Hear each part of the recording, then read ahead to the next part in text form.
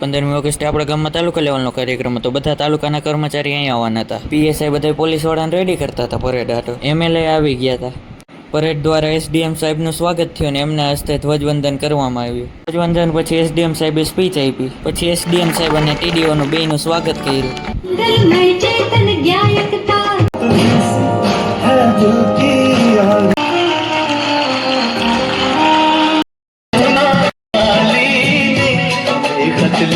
માણસો ઘણો હતો, આખો ગ્રાઉન્ડ ફૂલ થઈ ગયું હતું. બોસનો ફોન આવ્યો એટલે મારે અડધો કાર્યક્રમ મૂકીને ઓફિસે જવું પડ્યું. આ પીડા કેવી કોને યાર. આપણી વારીમાં એક સિંગી ગેંડો હે.